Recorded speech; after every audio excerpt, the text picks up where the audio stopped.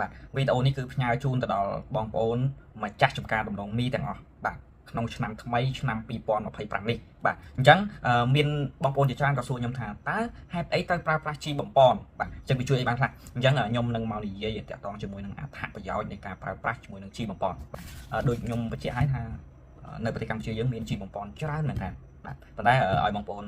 ជ្រើសចាស់អាស្រ័យលើបងប្អូនជីណាក៏បងប្អូនអាចប្រើប្រាស់បានដែរបាទតែថ្ងៃនេះគឺខ្ញុំនិយាយតាក់ទងជាមួយនឹងជីបំពន់ដែលបងប្អូនគួរតែប្រើហើយទទួលបាននៅទិន្នផលយ៉ាងខ្ពស់បាទអញ្ចឹងថ្ងៃនេះគឺខ្ញុំណែនាំតាក់ទងជាមួយនឹងខានអានបាទអញ្ចឹងខានអាននេះគឺជាចុងក្រោយបច្ចេកវិទ្យាចុងក្រោយបាទដែលបងប្អូនអាចសាកល្បងក្នុងការប្រើប្រាស់បាទអញ្ចឹងការប្រើប្រាស់ជីបំពន់ខានអានហ្នឹងជួយបានខ្លះទី1ជួយជំរុញការលូតលាស់បាទស្លឹកឬបាទបបាច់ឬបាទដើមពណ៌បាទបៃតងស្អាតលូតលាស់លឿនបាទអញ្ចឹងចំណុចនេះគឺសំខាន់ចំណុចទី2គឺតាក់ទងជាមួយនឹងទិន្នផលជួយអីខានអានជួយអីគេតាក់ទងជាមួយនឹងទិន្នផលជួយបង្កើតទំហំទម្ងន់បាទរសជាតិពណ៌សម្បុរបាទម្សៅបាទអាហ្នឹងគឺតួនាទីរបស់ខានអានជួយបំពន់អញ្ចឹងពេលដែលបងប្អូនប្រើបាទមើមដំឡូងមីមានសារធាតុចិញ្ចឹមហ្នឹងវាគ្រប់គ្រាន់មានសាច់ច្រើនមានម្សៅខ្ពស់និងមានគុណភាពល្អបាទនេះគឺជីបំពន់ចំណុចទី3ការប្រើប្រាស់ខានអានគឺជួយអីគេជួយទៅលើការធន់ជាមួយនឹងអាកាសធាតុធន់ជាមួយនឹងជំងឺធន់ជាមួយនឹងសត្វល្អិតបាទអញ្ចឹងខានអានក៏ជួយបានច្រើនដែរបងប្អូនតាក់ទងជាមួយអាកាសធាតុដូចអាកាសធាតុក្តៅពេកត្រជាក់ពេកបាទអញ្ចឹងសិតតែប៉ះពាល់ទៅដល់រុក្ខជាតិអីអញ្ចឹង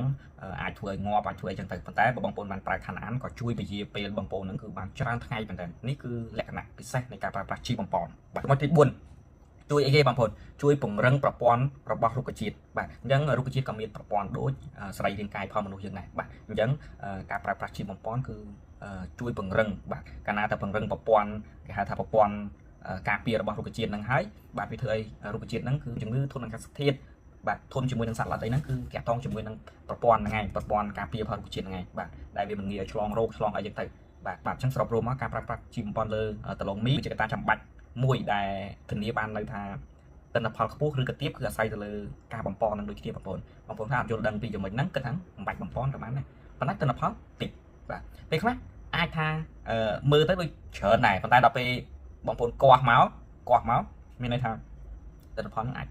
ឃើញច្រើនមែនប៉ុន្តែដល់ពេលទៅគាស់មកទៅថ្លឹងទៅអីទៅអាចជាបាត់គីឡូឬក៏តិចគីឡូអីចឹងទៅមានន័យថាច្រើនប៉ុន្តែតងជាមួយនឹងទំហំម្សៅអីហ្នឹងឯងបាទបន្តមកគឺបាទធានានៅទិន្នផលខ្ពស់គុណភាពល្អក្នុងការដាំដុះអញ្ចឹងបងប្អូនត្រូវតែប្រើឲ្យតាក់ទងនឹងជីបំពន់អញ្ចឹងការប្រើប្រាស់ជីគួរតែប្រើប្រាស់ឲ្យទៅតាមស្តង់ដារឬក៏ទៅតាមគេហៅថាអ្នកបច្ចេកទេសបាទណែនាំបាទបើសិនជាបងប្អូនមិនប្រើបែបហ្នឹងទេមានន័យថាបងប្អូនប្រើទៅអាច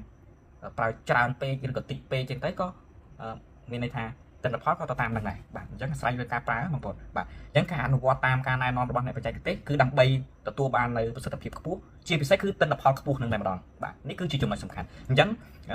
នេះគឺជាចំណុចសំខាន់នៃការប្រើប្រាស់ជីបំពន់បាទដែលប្រើជាមួយនឹងខានអានអញ្ចឹងបើបងប្អូនដែលកំពុងតែរកជីបំពន់ដែលមានគុណភាពបងប្អូនអាចជ្រើសរើសជីខានអានជីកសិកម្មខានអានហ្នឹងយកទៅប្រើបានអញ្ចឹងយើងមានបំពន់ដងដើមឬស្លឹកបាទផ្កាផ្លែទំហំរសជាតិទម្ងន់ម្សៅហ្នឹងគឺនៅលើតកូលខានអានទាំងអស់តែម្ដង